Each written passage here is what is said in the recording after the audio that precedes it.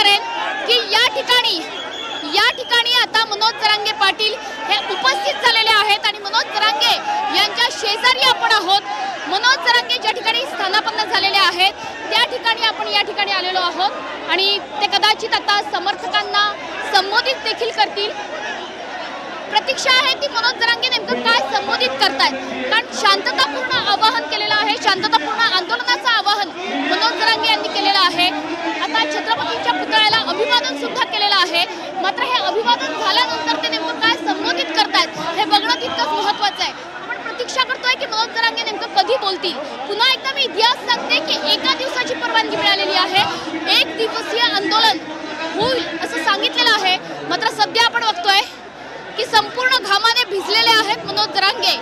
त्यांच्या अगदी कपड्यांवर सुद्धा आपल्याला चिखल बघायला मिळतोय, कारण इतकी गर्दी त्यांच्या आजूबाजूला होती आणि आता ते संबोधित करतायत। आता मनोज जरांगे हे संबोधित करतील या संपूर्ण गर्दीला, या भगव्या वादळाला। आपण जाणून घेणार आहोत मनोज जरांगे नेमकं काय बोलतायत।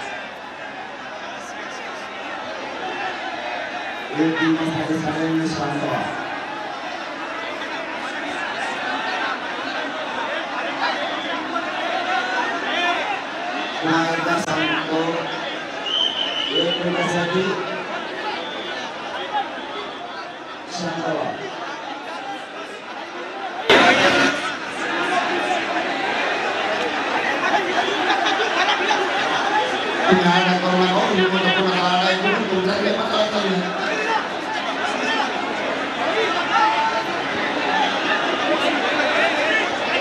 मला काय माहिती आहे त्याच्या समाजाला परिवाराने बोलायचे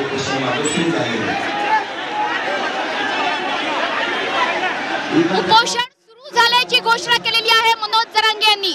मनोज जरांगे यांनी आमरण उपोषण सुरू झाल्याची घोषणा केली आहे।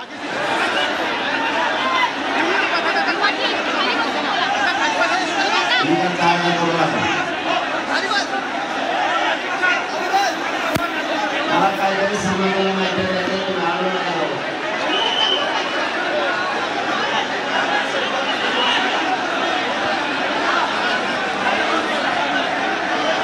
समाजाच्या पोरांना पुन्हा एकदा सांगतो, शांत व्हा।